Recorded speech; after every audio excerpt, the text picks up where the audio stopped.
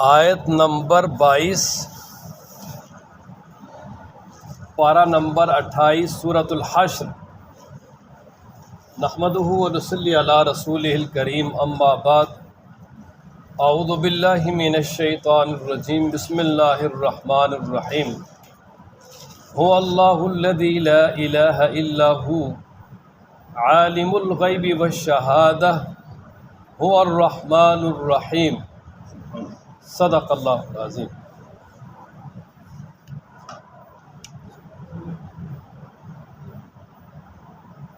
اس سے پہلے یہ مذکور تھا آیت نمبر 22 ہے۔ اس سے پہلے یہ مذکور تھا کہ قرآن مجید بڑی ہی پر تاثیر کتاب ہے۔ اگر اس کو پہاڑوں پہ بھی اتارا جاتا تو یہ اللہ کے خوف سے دب جاتے اور پھٹ جاتے۔ اب یہ جو 3 آیات ہیں، ان میں اس کی وجہ بیان کی۔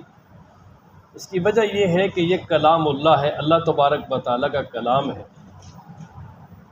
اور جو متکلم ہے یعنی اللہ تبارک و تعالیٰ، اس کا پھر اس کلام میں ظاہر اثر آتا ہے۔ متکلم کا اثر اس کے کلام میں ہوتا ہے۔ جس طرح کہ عام معاشرے میں مشہور ہے کلام الملوک ملوک الکلام، کہ بادشاہوں کا کلام بھی جو ہے وہ کیا ہوتا ہے، کلاموں کا بادشاہ ہوتا ہے۔ تو اللہ تبارک و تعالیٰ احکم الحاکمین ہیں، تو جو اس کا کلام ہے، جو رب نے خود کلام کیا ہے، اب وہ انتہائی مؤثر ترین ہوگا۔ اور پھر یہ بھی بات سمجھیے کہ پہلی جتنی بھی کتابیں نازل ہوئی ہیں وہ اللہ تعالیٰ کی طرف سے کتاب تو تھی، وحی تو تھی، لیکن اللہ کا کلام نہیں تھی، کلام اللہ نہیں تھی۔ وہ کسی فرشتے کا کلام، کسی رسول کا کلام، جس طرح کی احادیث مبارکہ ہے، یعنی وہ اللہ کی طرف سے تھی، لیکن وہ کلام اللہ نہیں تھی، اللہ کی صفت نہیں تھی۔ اسی لیے ان میں تحریف ہو گئی ہے، تبدیلی کر دی گئی۔ کوئی بھی پہلی کتاب اپنی اصلی حالت پہ موجود نہیں، صرف اور صرف قرآن مجید یہ اللہ کے کلام ہے، اور یہ اللہ کی صفت ہے جس میں کوئی نہ تبدیلی کر سکا ہے نہ کر سکے گا، کیونکہ یہ اللہ کی صفت ہے، اللہ کا کلام ہے۔ اور جب اللہ کا کلام بن کے رب ذوالجلال کی صفت بن گئی تو پھر اس پہ کوئی کسی کو جرأت ہی نہیں کہ وہ تبدیلی کر سکے۔ اور اللہ تبارک و تعالیٰ نے چیلنج کر دیا کہ کوئی اس کا مقابلہ کر کے اس کی طرح ایک آیت لے، کوئی نہیں لا سکا، نہ لا سکے۔ اللہ تعالیٰ خود ارشاد فرماتے ہیں، وَاتْلُ مَا أُوحِيَ إِلَيْكَ مِن كِتَابِ رَبِّكَ، میرے پیغمبر جو اللہ نے آپ کی طرف کتاب وحی کی ہے، آپ اس کو پڑھیں، تلاوت کریں۔ لا تبدیل لکلماتی، کہ جو اللہ کے کلمات ہیں، جو رب ذوالجلال کا کلام کیا ہوا ہے، فرمایا اس کو کوئی تبدیل نہیں کر سکتا۔ یہی وجہ ہے کہ قرآن مجید کی ایک زیر زبر میں آج تک کوئی تبدیلی نہیں کر سکتا۔ اور اسی بات پہ امام احمد بن حنبل رحمۃ اللہ علیہ نے کوڑے بھی کھائے اور جنازہ جہل سے اٹھا۔ تو اس وقت کے بادشاہ اور اس کے جو ہم نوا تھے، ان کا یہ نظریہ تھا کہ یہ قرآن مخلوق ہے۔ امام احمد رحمۃ اللہ علیہ فرماتے تھے نہیں، یہ کلام اللہ کی صفت ہے، اور اسی پہ جو ہے نا انہوں نے اپنی جان بھی دے دی۔ تو اس لیے قرآن مجید اللہ کی صفت ہے۔ جس طرح اللہ تبارک و تعالیٰ عظیم الشان ہے، اسی طرح اللہ کا کلام بھی عظیم الشان ہے، اس میں کوئی تبدیلی کر سکتا۔ تو یہ فرمایا کہ پر اثر اس لیے ہے کہ رب ذوالجلال کا کلام ہے۔ اور پھر یہ جو سورۃ الحشر کی یہ جو آخری 3 آیات ہیں، یہ بڑی عظیم آیتیں ہیں۔ حضرت معقل بن یسار رضی اللہ تعالیٰ عنہ فرماتے ہیں کہ آپ صلی اللہ تعالیٰ علیہ وآلہ وسلم نے ارشاد فرمایا، یہ ترمذی کی روایت ہے، کہ جو شخص صبح کو 3 بار اعوذ باللہ السمیع العلیم من الشیطان الرجیم، اعوذ باللہ السمیع العلیم من الشیطان یہ 3 دفعہ پڑھے، اور پھر یہ آگے 3 آیتیں سورہ حشر کی پڑھ لے، سورہ حشر کی یہ آخری 3 آیتیں پڑھ لے، تلاوت کر لے، تو اللہ تبارک و تعالیٰ اس کے لیے 70,000 فرشتے مقرر کر دیتے جو شام تک اس کے لیے رحمت کی دعا کرتے رہتے ہیں۔ اور فرمایا اگر اس دن میں مر گیا تو شہید ہو کے مرے گا، شہادت کی موت نصیب ہو۔ اور اسی طرح فرمایا کہ جو شخص شام کو انہی 3 آیاتوں کو اسی طرح پہلے 3 بار اعوذ باللہ السمیع العلیم من الشیطان الرجیم پڑھ لے، اس کے بعد یہ 3 آیتیں پڑھ لے، اور شام کے وقت تو اللہ تعالیٰ رات کے وقت وہ فرشتے مقرر کر دیتے ہیں جو صبح تک اس کے لیے رحمت کی دعائیں کرتے رہتے ہیں، اور اگر اس رات میں فوت ہو گیا، چلا گیا دنیا سے، تو شہادت کا رتبہ نصیب ہوگا۔ اس لیے بڑی عظیم آیتیں ہیں۔ وجہ یہ ہے کہ ان میں اللہ تبارک و تعالیٰ نے اپنی توحید اور وحدانیت کو بیان کیا ہے۔ یہ شام و مغرب سے پہلے یا مغرب؟ شام مغرب کے بعد ہو پہلے ہو، بس شام یعنی جب پچھلا پہر، مغرب کے بعد ٹھیک ہے، پہلے بھی ٹھیک ہے، دونوں طرح جب موقع ملے پڑھ لیں۔ اچھا، اب یہ جو آیات مبارکہ ہیں جی، اب ان میں پہلی آیت ہے هو اللہ الذی لا الہ الا ہو۔ اب اس پہلی آیت مبارکہ میں اللہ تبارک و تعالیٰ نے یعنی جو ہے توحید کا تیسرا مرتبہ بیان فرمایا، یعنی تیسرا درجہ وہ یہ ہے کہ اللہ کے سوا کوئی عبادت کے لائق نہیں ہے، اور اللہ کے سوا کوئی بھی پکار کے لائق نہیں ہے۔ عبادت کے لائق اور پکار کے لائق صرف اللہ تبارک و تعالیٰ ہے۔ اب اس پر دلیل کیا ہے؟ ساتھ ہی دلیل بھی دے دی، اس لیے کہ وہی عالم الغیب ہے، وہی ظاہر کو جاننے والا ہے، وہی رحمان ہے، وہی رحیم ہے۔ تو ان آیات میں اللہ تعالیٰ کے کافی صفاتی نام مذکور ہیں۔ ان میں سب سے پہلے نا هو اللہ، اللہ، یہ اللہ جو ہے نا یہ رب ذوالجلال کا ذاتی نام ہے۔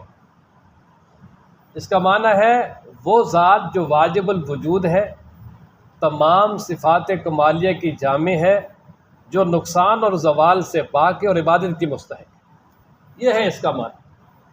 اور یہ اللہ تبارک و تعالیٰ کا ذاتی نام ہے، اور یہی وجہ ہے کہ اس کا اطلاق اور کسی پہ جائز نہیں، کسی بھی اعتبار سے۔ اللہ کی ذات کے علاوہ اس کا اطلاق کسی بھی ذات پہ، کسی بھی شخص پہ، کسی بھی اعتبار سے جو ہے نا وہ جائز نہیں ہے۔ اور باقی یہ ہے کہ یہ سب سے اعلیٰ اور عرفہ نام ہے۔ بعض حضرات کہتے ہیں کہ یہی اسم اعظم ہے کہ جس کو پڑھ کے انسان دعا کرتا ہے تو اللہ کے ہاں وہ دعا ضرور قبول ہوتی ہے۔ تو هو اللہ الذی لا الہ الا ہو، وہ اللہ کہ نہیں ہے کوئی معبود مگر وہی، عالم الغیب جاننے والا ہے پوشیدہ کو، والشہادت ظاہر کو۔ اب یہ ظاہر اور پوشیدہ ہمارے اعتبار سے ہے، اللہ تبارک و تعالیٰ سے تو کوئی چیز پوشیدہ ہے ہی نہیں۔ ان اللہ لا یخفی علیہ شیء فی الارض ولا فی السماء، کہ زمین و آسمان میں کہیں بھی اللہ پہ کوئی چیز پوشیدہ نہیں۔ جی، وہ سب العلیم، سب اس کے سامنے ہے، سب اس کی نظروں میں ہے، اس کی نظروں سے کوئی چیز پوشیدہ نہیں۔ یہ ظاہر اور پوشیدہ یہ ہمارے اعتبار سے، ہمارے اعتبار سے جو پوشیدہ سے پوشیدہ ترین چیز ہے رب ذوالجلال، اس کو بھی جانتے ہیں۔ اب اگر کوئی انسان خرد بین سے یا اسی طرح میکروسکوپ وغیرہ ان چیزوں سے اگر کسی چیز کو دیکھ لیتا ہے تو وہ پوشیدہ نہیں، وہ ظاہر ہے ہمارے لیے بھی۔ یعنی پوشیدہ وہ ہے کہ جس کو انسان کسی بھی اعتبار سے حاصل نہ کر سکے، اس کا ادراک نہ کر سکے۔ ان میں اللہ تعالیٰ کی ذات کا دیدار ہے کہ دنیا میں کوئی نہیں کر سکتا، فرشتے ہیں ان کو دنیا میں کوئی دیکھ سکتا، آخرت کی تمام چیزیں اللہ نے پوشیدہ رکھی ہے، کوئی نہیں دیکھ سکتا، اسی طرح جنات کو اصلی حالت میں کوئی بھی۔ تو یہ جو ساری چیزیں ہیں رب ذوالجلال نے جو پوشیدہ رکھی ہیں، اللہ تعالیٰ ان کو بھی جانتا ہے۔ تو اس لیے فرمایا کہ عالم الغیب والشہادہ، جاننے والا ہے پوشیدہ اور ظاہر کو۔ هو الرحمن الرحیم، وہ رحمان اور رحیم ہے۔ رحمان اور رحیم یہ دونوں رحمت سے ہیں، رحمت کا معنی ہوتا ہے دل نرم ہونا۔ تو اب دل اور ان چیزوں سے تو رب ذوالجلال پاک ہیں۔ اللہ تبارک و تعالیٰ کیا اس کا نتیجہ مراد ہے کہ اللہ تبارک و تعالیٰ اپنے بندوں پہ انتہائی محسن ہے۔ اور پھر رحمان اور رحیم، ان میں ایک علماء نے ایک فرق لکھا ہے کہ رحمان یہ عام ہے، مسلمان کافر سب پہ رحم کرنے والا، اور رحیم خاص ہے، صرف مومنوں پہ رحم کرنے والا۔ اور دوسرا یہ کہ رحمان عام ہے، دنیا آخرت میں رحم کرنے والا، اور رحیم یہ لفظ خاص ہے، صرف آخرت میں رحم کرنے والا، بالمومنین، ایمان والوں کے ساتھ۔ وجہ یہ ہے کہ دنیا میں کافروں پہ ہر ایک پہ اللہ تبارک و تعالیٰ کی طرف سے ہر چیز کی فراوانی ہے، لیکن آخرت میں جو الرحیم، جو رحمت ہوگی وہ خاص مومنوں کے ساتھ ہوگی، وہاں پر کسی کافر پہ رحمت نہیں کی جائے، کسی کافر پہ وہاں کوئی ترس نہیں ہوگا، اس کو کوئی کسی قسم کی جو ہے نا وہ رعایت نہیں دی جائے۔ اس لیے فرمایا هو اللہ الذی، وہ اللہ تبارک و تعالیٰ وہی ہے جو کہ نہیں ہے کوئی معبود مگر وہی، جاننے والا ہے پوشیدہ اور ظاہر کو، وہی مہربان ہے، نہایت رحم کرنے والا ہے۔ اب هو اللہ الذی لا الہ الا ہو، اب یہ جو دوسری آیت ہے اس میں توحید کا جو وہ دوسرا درجہ بیان کیا ہے کہ سارے تصرف اور اختیارات اللہ کے پاس ہیں۔ اختیارات کس کے پاس ہیں جی؟ اللہ کے پاس ہے۔ کیوں؟ وہ بادشاہ ہے بلا شرکت غیر، اور وہ ہر چیز سے پاک ہے، وہ سلامتی دینے والا ہے، وہ امن دینے والا ہے، وہ ہر چیز کا محافظ ہے، وہ غالب ہے، جبار ہے، اور سب سے اعلیٰ اور عرفہ ہے، اور تمام شریکوں سے پاک ہے۔ اس نے فرمایا نا هو اللہ، وہی اللہ ہے، الذی جو کہ لا الہ کوئی معبود نہیں الا ہو مگر وہی، الملک وہ ملک ہے۔ ملک کا معنی ہے حقیقی بادشاہ، کہ حقیقی بادشاہ صرف اللہ تبارک و تعالیٰ کے پاس ہے۔ اللہ تعالیٰ نے دنیا میں جو ہے وہ ہر ایک کو مختلف جگہوں پہ بادشاہتیں دی ہوئی ہیں، کسی کو ملک پہ دی، کسی کو صوبے پہ، کسی کو ضلع پہ، کسی کے پاس چھوٹا ملک ہے، کسی کے پاس بڑا ملک ہے، لیکن ان تمام پہ جو اصل ملکیت ملک الملوک، تمام بادشاہوں کا جو شہنشاہ ہے وہ اللہ تعالیٰ ہے، ساری ملکیت اس کے قبضے میں۔ اگر اللہ تبارک و تعالیٰ آج بھی کسی سے بادشاہی چھیننا چاہیں تو پتہ نہیں چلتا، اگلے دن تخت پہ بیٹھا ہوتا ہے، دوسرے دن جیل میں ہوتا ہے۔ قل اللہم مالک الملک تؤتی الملک من تشاء وتنزع الملک ممن تشاء، کہ جس کو چاہتا ہے بادشاہیاں دیتا ہے، جس سے چاہتا ہے بادشاہیاں چھینتا ہے، اس کے قبضے۔ اس سے پتہ چلتا ہے کہ جی سادہ بادشاہی صرف رب کی ہے۔ اس نے فرمایا الملک، فسبحان الذی بیدہ ملکوت کل شیء والیہ ترجعون، وہ ذات بڑی پاک ہے جس کے ہاتھ میں قبضہ قدرت میں ہر چیز کی بادشاہی، ہر چیز اس کے قبضہ قدرت میں ہے، اور سب نے اسی کی طرف لوٹ کے جانا ہے۔ اور دوسرا لفظ یعنی اللہ کا نام ہے القدوس، یہ قدوس یہ مبالغہ کا صیغہ ہے، اس کا معنی ہے تمام عیوب سے پاک، ہر نقصان سے پاک، ہر شرک سے پاک، کہ اللہ تبارک و تعالیٰ قدوس، ہر عیب سے، ہر شرک سے، ہر کمی سے، ہر نقصان سے پاک۔ صرف اللہ کی ذات ہے جو ہر چیز سے پاک، جس میں کوئی کمی نہیں ہے، لیس کمثلہ شیء، اس کی مثل کوئی بھی۔ اور اس کے بعد القدوس السلام، یہ جو سلام ہے یہ مصدر ہے، اور یہ مبالغتاً یعنی اللہ تبارک و تعالیٰ کی ذات کو اس کے ساتھ متصف کیا گیا ہے۔ جیسے کہا جاتا ہے عربی محاورے میں زید عادل، کہ زید سراپا عدل ہے، تو مطلب یہ ہے کہ اللہ تبارک و تعالیٰ سلامتی والا ہے اور سلامتی دینے والا ہے، کہ اللہ تبارک و تعالیٰ ہر عیب سے اور ہر کمی سے، ہر نقصان سے بالکل صحیح سالم ہے، اس کو کوئی نقصان نہیں پہنچا سکتا، اور اس کی ذات میں، اس کی صفات میں کوئی کسی قسم کی کمی نہیں لا سکتا۔ اور باقی السلام کا ایک معنی یہ بھی ہے کہ وہ سلامتی دینے والا ہے، کہ سب دنیا میں جتنے بھی انسان ہیں یا جتنی بھی چیزیں ہیں ان تمام کی سلامتی رب ذوالجلال کے ہاتھ میں ہے، اس لیے وہ ہر عیب سے پاک بھی ہے اور اسی طرح ہر ایک کو سلامتی دینے والا بھی ہے۔ المؤمن، المؤمن یہ اسم فاعل ہے، اور اس کا معنی ہے امن دینے والا، امن دینے والا، کہ اللہ تبارک و تعالیٰ سب کو امن دے رہا ہے، امن کے خزانے صرف اللہ کے پاس ہیں۔ اور اگر اس کی نسبت ایمان سے ہو، مومن بندوں کی طرف ہو تو اس کا معنی ایمان لانے والا، تو بندے کی طرف ہو نا مومن تو ایمان لانے والا۔ اللہ کی صفت ہے مومن، امن دینے والا، یا یہ ہے کہ اپنے بندوں کے ایمان کی تصدیق کرنے والا، اپنے بندوں کے ایمان کی تصدیق کرنے والا۔ المہیمن یہ بھی اس میں فاعل کا صیغہ ہے، اس کا معنی نگہبان، حفاظت کرنے والا، کہ اللہ تبارک و تعالیٰ ہی نگہبان ہے ہر چیز پر، ساری کی ساری چیزیں اللہ کی نگرانی میں ہیں، اللہ کی نگہبانی میں ہیں، اللہ تبارک و تعالیٰ ہر چیز کا نگہبان ہے، اللہ تبارک و تعالیٰ کی نگرانی سے کوئی بھی چیز باہر نہیں ہے۔ جس طرح قرآن و مجید کے بارے میں آتا ہے نا وہ کہ یہ پہلی کتابوں پر وَمُهَيْمِنًا عَلَيْهِمْ، کہ پہلی جو کتابیں ہیں یہ ان کا محافظ ہے، ان پہ جو ہے نا قرآن و مجید ان کے جو مضامین ہیں ان کی حفاظت کرنے والا ہے۔ اسی طرح اللہ کی صفت ہے یہاں پر، تو مہیمن کا معنی ہو گیا یعنی ہر ایک چیز پہ نگہبان، ہر ایک چیز کی حفاظت کرنے والا۔ العزیز، عزیز کا معنی زبردست، غالب، ایسا زبردست کہ جس کی بارگاہ میں آسانی کے ساتھ کوئی بھی نہ پہنچ سکے، اور ایسا زبردست کہ جس کے مقابلے میں کوئی بھی نہ آ سکے۔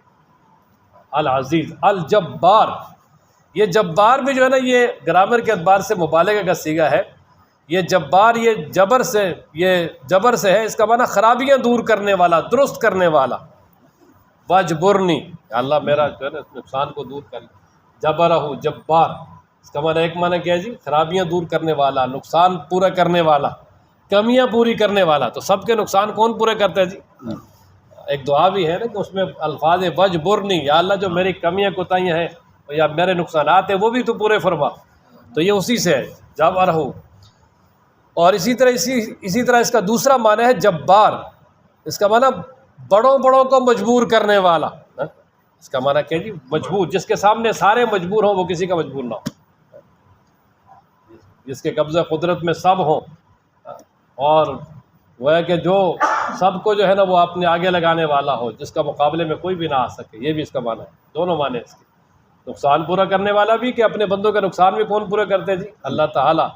اور جبار، اللہ تبارک و تعالیٰ سب کو جو ہے وہ مغلوب کرنے والا، مجبور کرنے والا بھی کون ہے؟ اللہ تعالیٰ. اس کے سامنے سب مجبور ہیں، مغلوب ہیں، محتاج ہیں، کوئی بھی اس کا مقابلہ نہیں. المتکبر، یہ متکبر جو ہے نا یہ بھی باب تفاعل سے اس میں فاعل ہے. اس کا معنی بھی ہے عظمت والا، بزرگی والا. جیسے اللہ تعالیٰ ارشاد فرماتے وَلَهُ الْكِبْرِيَاءُ فِي السَّمَاوَاتِ وَالْأَرْضِ، کہ آسمانوں اور زمینوں میں صرف اللہ ہی کے لیے بڑائی ہے اور وہی غالب حکمت والا ہے. اب اگر انسانوں کے لیے یہ متکبر استعمال ہونا تو اس کا معنی ہوتا ہے بزور بڑا بننے والا ہے نہیں، لیکن کیا جی؟ بزور، متکبر، بتکلف، بڑا بننے والا. اس طرح یہ باب تفاعل میں جو ہے نا وہ ایک تکلف والا معنی پایا جاتا ہے. یہ عربی میں اگر کوئی آدمی بیمار ہے تو اس کو کہتے ہیں مریض، اور اگر ویسے ایکٹنگ کرے بیماری کی تو اس کو کہتے ہیں یار یہ متمرض ہے، آزا متمرض. یہ متمرض ہے، یعنی بیمار بنا ہوا ہے نہیں ہے. تو اسی طرح متکبر کا معنی ہے یعنی تکبر، غرور کرنے والا، کہ جس کے اندر ہے کچھ نہیں لیکن وہ اپنے آپ کو یعنی اس نہج کا دکھاتا ہے، غرور کرتا ہے. یہی وجہ ہے کہ اللہ تبارک و تعالیٰ کو یہ تکبر پسند نہیں ہے. اللہ کریم ارشاد فرماتے ہیں، حدیث مبارکہ میں آپ علیہ السلام نے ارشاد فرمایا کہ رب ذوالجلال ارشاد فرماتے ہیں کہ الکبر ردائی، کہ یہ جو بڑائی ہے یہ میری چادر ہے، والعظمت و ازاری، اور عظمت جو ہے نا یہ میرا تہبند ہے، یعنی یہ میرے ساتھ خاص ہیں. فرمایا جو بھی اس کو مجھ سے لینے کی کوشش کرے گا، ان دونوں چیزوں کو یعنی تکبر اور غرور کرنے کی کوشش کرے گا، تو فرمایا کہ وہ ذلیل و خوار ہوگا اور تباہ و برباد ہوگا، یہ جہنم میں جائے گا. اللہ فرماتے ہیں میں اس کو جہنم میں داخل کروں گا. اس لیے تکبر اللہ تبارک و تعالیٰ کو بالکل پسند نہیں ہے اپنے بندوں سے. اپنے بندوں سے اللہ کو عاجزی پسند ہے، عاجزی مقصود ہے. اور متکبر اور بڑی ذات عظمت والی وہ صرف اللہ کی ہے، المتکبر. اب اس کا ترجمہ سن لیتے ہیں جی. هو اللہ الذی لا الہ الا ہو، وہی اللہ کے نہیں ہے کوئی معبود مگر وہی. الملک، وہ بادشاہ ہے. القدوس، ہر عیب سے پاک ہے. السلام، سلامتی دینے والا ہے. المومن، امن دینے والا ہے. المہیمن، محافظ ہے. العزیز، غالب ہے. الجبار، جو نقصان پورا کرنے والا ہے اور سب سے جو ہے نا وہ یعنی سب کو مجبور کرنے والا ہے. المتکبر، بہت ہی زیادہ عظمت والا ہے. سبحان اللہ، پاک ہے اللہ تبارک و تعالی، عما اس سے یشرکون، جو وہ شرک کرتے ہیں. هو اللہ الخالق البارئ المصور له الاسماء الحسنى. یہ تیسری جو اور آخری آیت ہے، اس میں اللہ تبارک و تعالی نے جو توحید کا پہلا درجہ اس کو بیان کیا، وہ یہ ہے کہ اللہ ہی خالق ہے اور اللہ ہی باری ہے اور اللہ ہی مصور ہے. خالق کا معنی ویسے پیدا کرنے والا، لیکن اس کے ساتھ اگر البارئ آ جائے تو پھر خالق کا معنی ہوتا ہے مادہ مٹیریل سے پیدا کرنے والا یا پھر ماڈل سے آگے پیدا کرنے والا، مثال سے بنانے والا. اور الباری جو ہے نا اس کا معنی ہے بغیر نقشے کے، بغیر مادہ اور مٹیریل کے اور بغیر کسی ماڈل کے بنانے والا. اور المصور اس کا معنی شکلیں بنانے والا. ساری شکلیں بھی کون بناتے ہیں جی؟ اللہ تبارک و تعالیٰ. بھائی انسان کا جب مادہ مٹیریل کچھ بھی نہیں تھا، تمام مخلوقات کا وہ مادہ مٹیریل بھی کس نے بنایا؟ اللہ نے. اس سے پھر آگے جتنی بھی مخلوقات پیدا کی وہ بھی اللہ نے کی، اور جتنی شکلیں بنائیں وہ بھی ساری کی ساری کس نے بنائی؟ اللہ تعالیٰ فرماتے ہیں هو الذی یصورکم فی الارحام کیف یشاء، وہی اللہ ہے جو تمہاری صورتیں بناتا ہے ماں کے رحم میں جس طرح چاہتا ہے.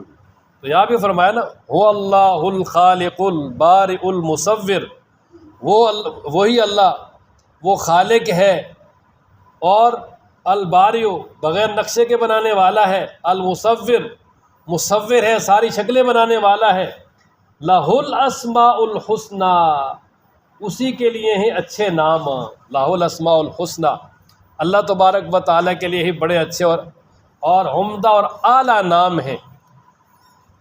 بخاری کی روایت ہے، حضرت صلی اللہ علیہ وسلم نے ارشاد فرمایا کہ رب ذوالجلال کے 99 نام ہیں، جو شخص ان کو یاد کرے گا وہ جنت میں جائے گا، اور وہ جو 99 نام ہیں وہ ترمذی اور ابن ماجہ کی روایت میں یعنی حدیث میں موجود ہیں، اور اس کے شروع میں یہی ہے واللہ لا الہ، یہ جو قرآن مجید کے شروع میں لکھے ہوتے ہیں یہ ترمذی اور ابن ماجہ کی روایت میں باقاعدہ یہ اللہ تبارک و تعالیٰ کے نام موجود ہیں۔ ویسے تو رب ذوالجلال کے بہت زیادہ نام ہیں، علماء نے 5000 تک گنوائے ہیں، لیکن جو مشہور رب ذوالجلال کے نام ہیں وہ 99 ہیں، اور فرمایا جو ان کو یاد کرے گا اللہ تبارک و تعالیٰ اس کو یعنی جنت عطا فرمائیں گے۔